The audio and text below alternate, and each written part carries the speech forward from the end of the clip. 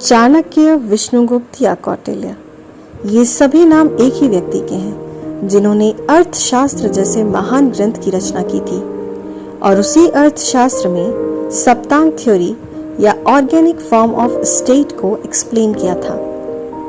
सप्तांग theory, जिसे कौटिल्य ने अपने अर्थशास्त्र में शरीर के 7 अंगों के साथ कनेक्ट किया है।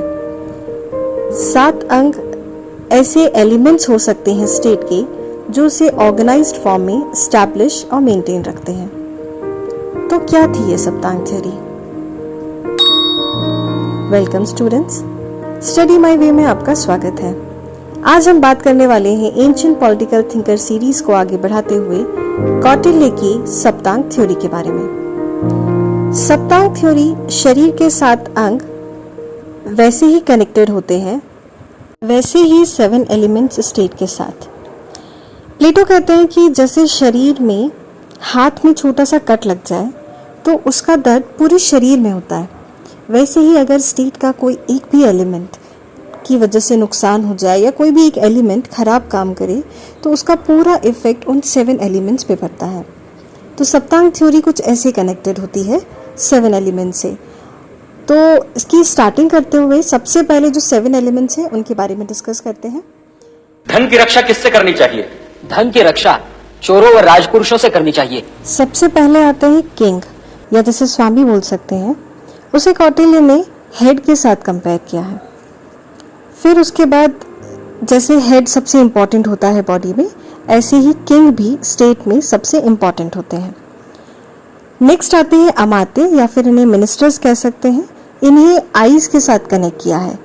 मिनिस्टर्स वो होते हैं जो एडवाइस करते हैं, ऑब्जर्व करते हैं, इसलिए आई के साथ कंपेयर किया। फिर आते हैं जनपद पे। देखिए, जनपद में जन जो होते हैं वो पीपल और पद एरिया को डिनोट करता है।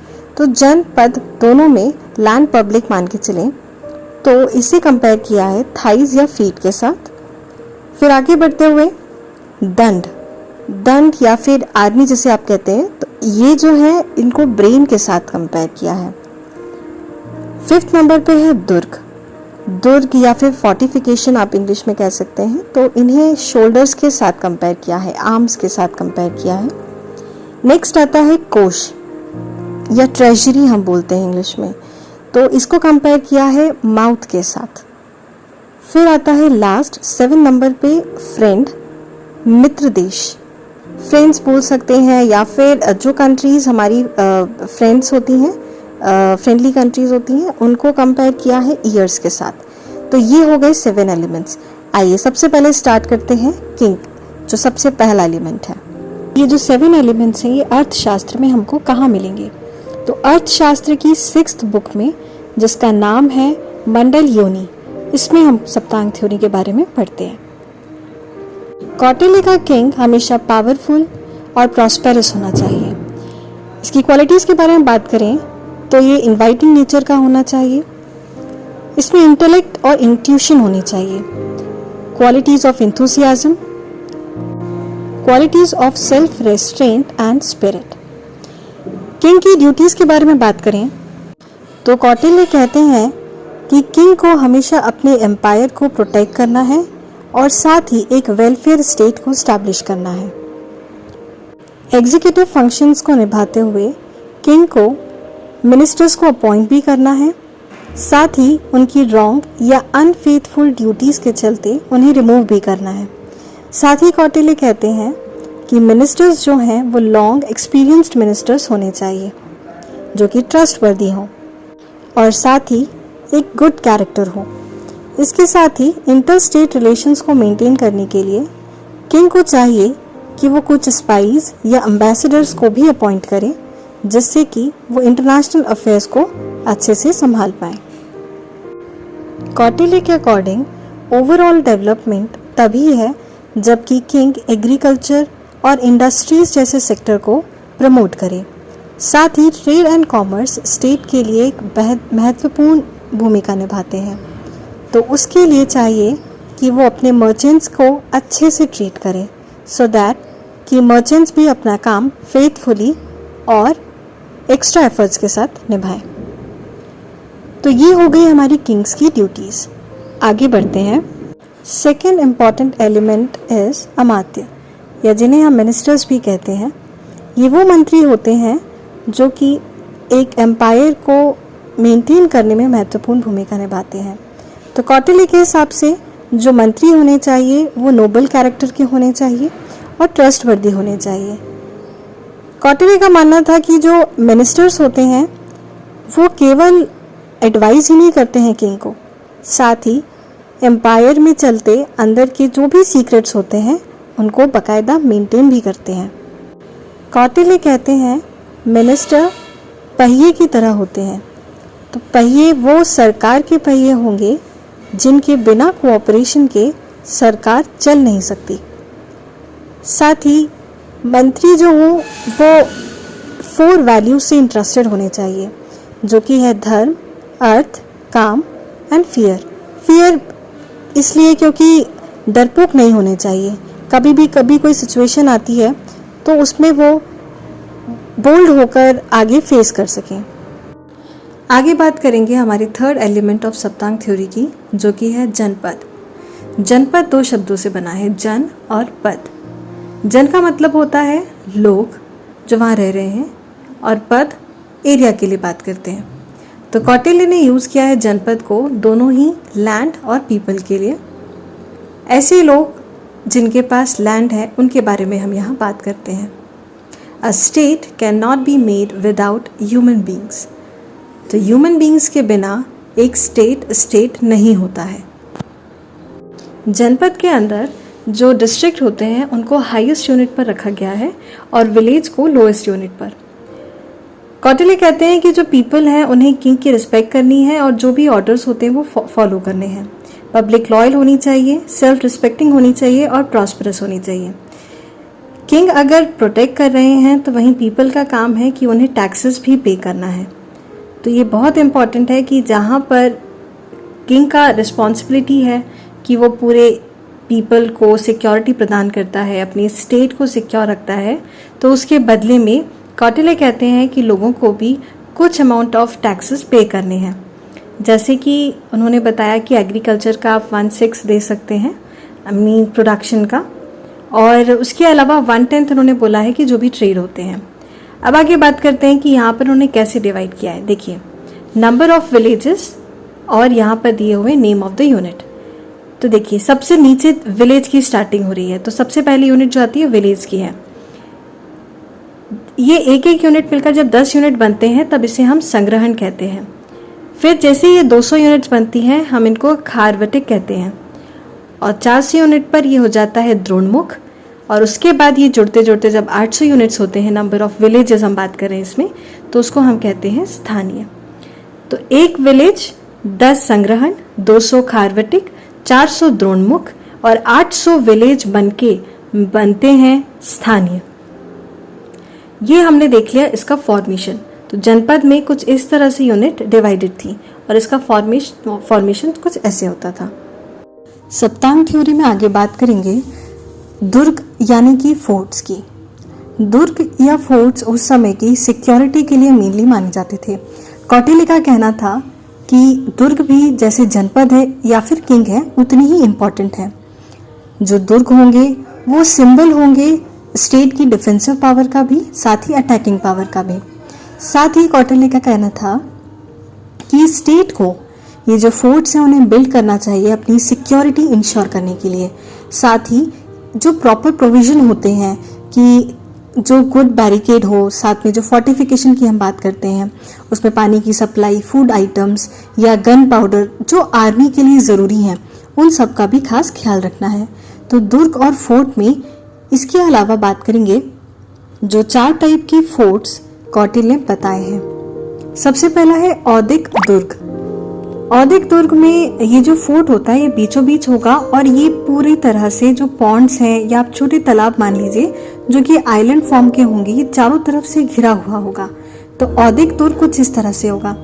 पर्वत फोर्ट की बात करें तो ये जो है बड़े बड़े जो चट्टानें होती हैं, जो पर्वत होते हैं, उनको काट के जो दुर्ग बनाया जाता होगा उन्हें पर्वत दुर्ग कहते हैं। इसके अलावा जो धनवान फोर्ट होते हैं वो बहुत ऊंची आप जगह मान लीजिए, तो जो हिल एरियाज हैं सबसे ऊपर ऊंची चोटी पर जहाँ पर घास की या फिर पानी की बहुत कमी पाई जा सकती है, वहां पर इन्हें क्रिएट किया जाता था।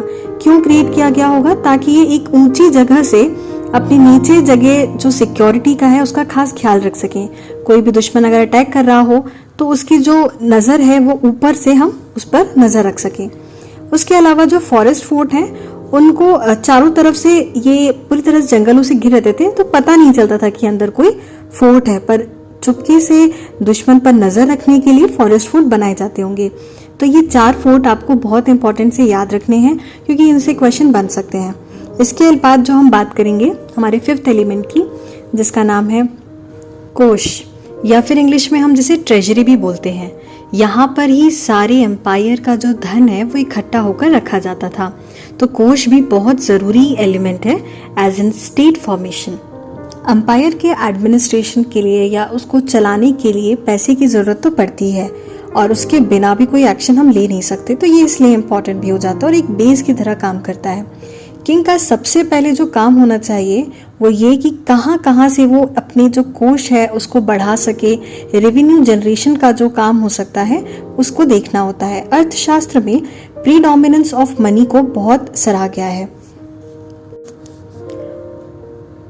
कौटिल्य मानते थे कि इनके अलावा धर्म, अर्थ, काम जो है, अर्थ भी बहुत इम्पोर्टेंट होता है।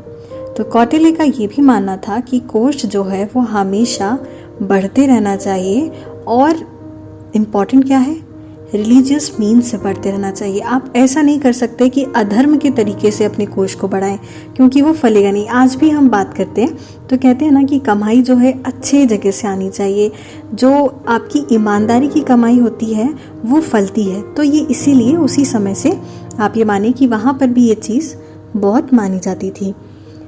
अब बात करते हैं नेक्स्ट एलिमेंट की, जिसे कहते हैं आर्मी या फिर हिंदी में दंड। तो ये बेसिकली अब हमारी बात हो गई थी जब दुर्ग की, जहाँ पर हमें फोर्टिफिकेशन का ध्यान रखना है। तो अब बात करेंगे आर्मी की, जो डिप्लॉयमेंट होगा उसके बारे में। The army is a symbol of the security of the state. We know that having a powerful army no state can dare to attack. देखिए बहुत बड़ी बात है, अगर आपके पास आर्मी पावरफुल है तो पहले ही जो आपके दुश्मन देश होंगे वो पहले ही डरेंगे अटैक करने से, और जो फ्रेंड्स हैं वो आपके फ्रेंड्स बने रहेंगे। पर एनिमीज जो हैं वो भी कन्विंस हो जाएंगे कि हमें भी किसी तरह से अब अपनी दुश्मनी को रोककर और एक दोस्ती का हाथ आगे बढ़ाना चाहिए। कौटिल्य मानते थे कि आर्मी का रिक्रूटमेंट प्रायोरिटी पे होना चाहिए। मतलब सबसे पहले आपको ये ध्यान देना है कि आपकी सिक्योरिटी में आपकी आर्मी कैसी है, और आर्मी को सारी तरह की सुविधाएं देना ये भी राजा का कर्तव्य है। तो आर्मी में कौन होने चाहिए? तो वो होते हैं क्षत्रिय, वैश्य, शूद्र रिस्पेक्टिवली। तो ये तो हो गया आपके क्या आर्मी के डिप्लॉयमेंट में कौन होने चाहिए। बात करें ब्राह्मण की, तो कौटिल्य ने एडवाइस किया कि ब्राह्मण्स को रिक्रूट नहीं कर सकते आर्मी में, जहाँ तक कि पॉसिबल हो ब्राह्मण्स ना रहे। सोल्जर्स लॉयल होने चाहिए, ईमानदारी से जो भी उन्हें ऑर्डर्स दिए जाएं वो फॉलो करें। साथ ही जो भी ड्यूटी उनको दी जा रही है, तो ये किंग को बहुत ध्यान से देखना है कि हमारे जो सोल्जर्स हैं जिन्हें हमने रखा है वो सेटिस्फाइड हो अपनी वेजेस से, उन पर फुल अटेंशन दिया जाए। उनकी फैमिलीज़ के थ्रू भी ऐसा नहीं कि बहुत समय तक वो अपनी फैमिली से नहीं मिल पा रहे हैं, जो कंफर्ट उनको देना चाहिए वो दिया जाए। ये सब करने से क्या होता है, जो सोल्जर्स होते हैं वो भी आपके प्रति ईमानदार बने रहते हैं, साथ ही वो भी मन लगाकर अपनी जॉब को फुलफिल करते हैं।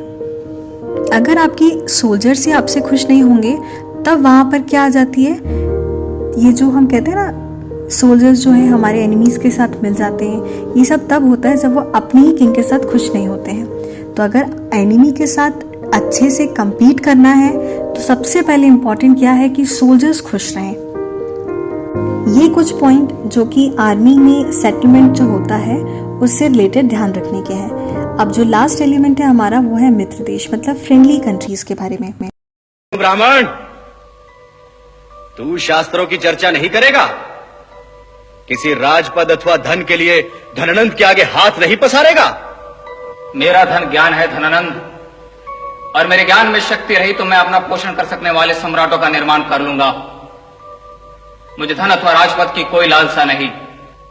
एक साधारण भिक्षुक ब्राह्मण और इतना अहंकार। शिक्षक साधारण नहीं होता धनानंद, प्रलय व निर्माण दोनों उसकी गोद में खेलते हैं। तो क्यों आया था तू यहाँ? सोचा था पाटलिपुत्र में ज्ञान के प्रकाश को देखूंगा, पर देख रहा हूं कि ज्ञान के सूर्य को राहु ग्रस रहा है। तो वो राहु मैं हूं। निकालो इस ब्राह्मण को यहाँ से। मैं कुत्ता नहीं हूं धनानंद, जो स्वामी की ठोकरें खाने के बाद भी उसके तलवे को चाटे। जब भी स्टेट पे खतरा आए तो स्टेट अगर अपने आप को अपनी आर्मी के बदौलत नहीं संभाल पाए, तब वहाँ बहुत ज़रूरत है कि आपके पास ऐसी फ्रेंडली कंट्रीज़ हों जो आपके सपोर्ट में खड़ी रहें। तो हम नेबर कंट्रीज़ के साथ हमेशा हमारी कोशिश रहती है कि हमारे अच्छे संबंध ही बने रहें। साथ ही आपकी जो फ्रेंडली कंट्री है, कौटिल्य कहते हैं कि उन पर आपका पूरा कंट्रोल होना चाहिए। जब आपको ज़रूरत हो, आपकी फ्रेंडली कंट्री जिन्हें आप मित्र देश कह रहे हैं, वो तत्पर खड़ी रहें आपकी मदद के लिए। अब जैसे अफ़गानिस्तान को हम अपनी फ्रेंडली कंट्री बोलते हैं, कल्चरली भी हम बहुत टाइम से कनेक्टेड हैं। तो जब भी अफ़गानिस्तान पे खतरा आता है, अब जैसे तालिबानियों का अटैक हुआ, तब इंडिया ने हमेशा वहाँ मदद करी। ऐसे ही जब भी अपने स्टेट को कहीं विश्व पटल पर किसी भी इंटरेस्ट रिलेटेड बात करनी हो, तब वहाँ पर मित्र देश एक स्टेट के प्रोग्रेस में बहुत काम आते हैं। तो ये मित्र देश के कुछ इंपॉर्टेंट पॉइंट्स हैं जो हमने देखे अर्थशास्त्र में जो हमको मिलते हैं। तो फ्रेंड्स, यहाँ आपके कंप्लीट होती है सप्तांग थ्योरी। हमने सप्तांग थ्योरी जो कौटिल्य के अर्थशास्त्र में मिलती है, उसके 7 एलिमेंट्स को डिटेल में अच्छे से पढ़ लिया है। एग्ज़ाम में यदि आप मेंस लिख रहे हैं या फिर प्री की तैयारी भी कर रहे हैं, तो प्री में तो खैर सप्तांग थ्योरी से रिलेटेड इतने क्वेश्चंस नहीं आते हैं, पर हाँ मेंस में आपको इतना मटेरियल सफिशिएंट है। इसके ही आप पॉइंटर्स अगर याद कर लेंगे तो आपका एग्ज़ाम अच्छे से निकल जाएगा। बात करें अगर यूजीसी नेट जेआरएफ के बच्चों के लिए, तो उनके लिए भी ये सफिशिएंट मटेरियल है। अगर ये वीडियो हेल्पफुल लगा तो इसे आगे शेयर कीजिएगा, साथ ही लाइक भी कीजिएगा अगर आपको ये वीडियो पसंद आया तो। मिलते हैं इसके पार्ट 3 में, जहाँ हम डिस्कस करेंगे कौटिल्य की फॉरेन पॉलिसी, जिसे आप जानते हैं मंडल थ्योरी के नाम से। तो आज के लिए बस इतना ही। Thank you.